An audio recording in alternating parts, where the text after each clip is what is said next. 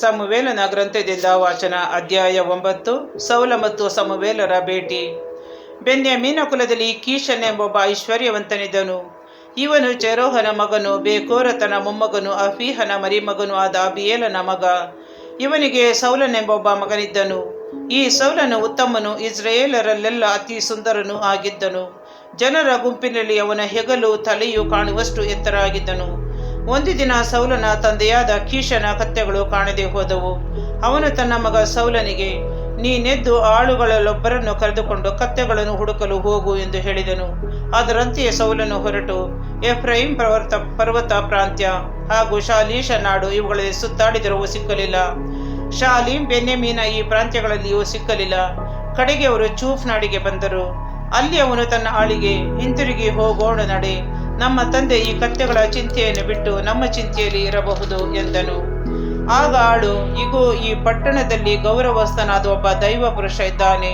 ಅವನು ನುಡಿಯುವುದೆಲ್ಲ ನೆರವೇರುತ್ತದೆ, ಅಲ್ಲಿಗೆ ಹೋಗೋಣ.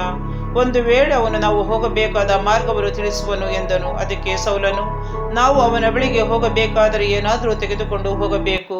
ನಾವು ತಂದಿದ್ದ ಆಹಾರ ಸಾಮಗ್ರಿ ಮುಗಿದು ಹೋಯಿತು. ಆ ದೈವ ಪುರುಷನಿಗೆ ಕೊಡತಕ್ಕ ಕಾಣಿಕೆ ನಮ್ಮಲ್ಲಿ ಇಲ್ಲವಲ್ಲ, ಏನು ಕೊಡುವುದು ಎನ್ನಲು ಆಳು, ಇಗೋ, ನನ್ನ ಕೈಯಲ್ಲಿ ಒಂದು ಪಾವಲಿ ಬೆಳ್ಳಿ ನಾಣ್ಯವಿದೆ, ಇದನ್ನು ಅವನಿಗೆ ಕೊಡೋಣ, ಅವನು ನಮಗೆ ಮಾರ್ಗ ತೋರಿಸುವನು ಎಂದು ಉತ್ತರ ಕೊಟ್ಟನು. ಪೂರ್ವಕಾಲದಲ್ಲಿ ಇಸ್ರಾಯೇಲರಲ್ಲಿ ಯಾವನಾದರೂ ದೈವೋತ್ತರ ಕೇಳಬೇಕಾದರೆ ದಾರ್ಶನಿಕನ ಬಳಿಗೆ ಹೋಗೋಣ ಬನ್ನಿ ಎನ್ನುವನು. ಆ ಕಾಲದಲ್ಲಿ ಪ್ರವಾದಿಗಳೆನಿಸಿಕೊಳ್ಳುವವರನ್ನು ಆ ಕಾಲದಲ್ಲಿ ದಾರ್ಶನಿಕರೆಂದು ಕರೆಯುತ್ತಿದ್ದರು. ಆಗ ಸೌಲನು ಆಳಿಗೆ, ನೀನು ಹೇಳುವುದು ಒಳ್ಳೆಯದು, ಹೋಗೋಣ ನಡೆ ಎಂದನು. ಅವರಿಬ್ಬರು ಗುಡ್ಡ ಹತ್ತಿ ದೇವಪುರುಷನಿದ್ದ ಪಟ್ಟಣವನ್ನು ಸಮೀಪಿಸಿದರು. ನೀರು ಸೇದುವುದಕ್ಕಾಗಿ ಹೊರಗೆ ಹೋಗಿದ್ದ ಮಹಿಳೆಯರನ್ನು ಕಂಡು, ದಾರ್ಶನಿಕರು ಊರಲ್ಲಿ ಇದ್ದಾರೋ ಎಂದು ಕೇಳಲು ಅವರು, ಇದು ಹೌದು ಎಂದರು. ಆ ದಿನ ನಮ್ಮ ಊರಿನವರು ಗುಡ್ಡದ ಮೇಲೆ ಬಲಿಯನ್ನು ಅರ್ಪಿಸುವುದರಿಂದ ಅವರು ಈಗಲೇ ಇಲ್ಲಿಗೆ ಬಂದರು. ಬೇಗನೆ ಹೋಗಿ, ಅವರು ಬಲಿ ಭೋಜನಕ್ಕಾಗಿ ಗುಡ್ಡಕ್ಕೆ ಹೋಗುವ ಮೊದಲೇ ನೀವು ಊರೊಳಕ್ಕೆ ಹೋದರೆ ಸಿಕ್ಕುವರು. ಅವರು ಅಲ್ಲಿಗೆ ಹೋಗುವವರೆಗೆ ಜನರು ಊಟ ಮಾಡುವುದಿಲ್ಲ.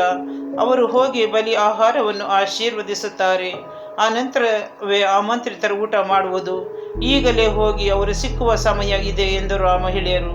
ಅವರು ಗುಡ್ಡ ಹತ್ತಿ ಊರಿಗೆ ಬಂದಾಗ ಸಮುವೇಲನು ಗುಡ್ಡಕ್ಕೆ ಹೊರಟು ಅವರೆದುರಿಗೆ ಬಂದನು. ಸೌಲನು ಬರುವುದಕ್ಕೆ ಒಂದು ದಿವಸ ಮುಂದಾಗಿಯೇ ಸರ್ವೇಶ್ವರ ಸಮುವೇಲನಿಗೆ, ನಾಳೆ ಇಷ್ಟು ಹೊತ್ತಿಗೆ ಬೆನ್ಯಾಮೀನ್ ನಾಡಿನವನೊಬ್ಬನನ್ನು ನಿನ್ನ ಬಳಿಗೆ ಬರಮಾಡುವೆನು. ನೀನು ಅವನನ್ನು ಇಸ್ರಾಯೇಲರ ನಾಯಕನನ್ನಾಗಿ ಅಭಿಷೇಕಿಸಬೇಕು. ಅವನು ನನ್ನ ಜನರನ್ನು ಫಿಲಿಷ್ಟಿಯರ ಕೈಯಿಂದ ಬಿಡಿಸಿ ಕಾಪಾಡುವನು. ಅವರ ಕೂಗು ನನಗೆ ಮುಟ್ಟಿತು, ಅವರ ಮೇಲೆ ನನಗೆ ಕನಿಕರವಿದೆ ಎಂದು ತಿಳಿಸಿದರು.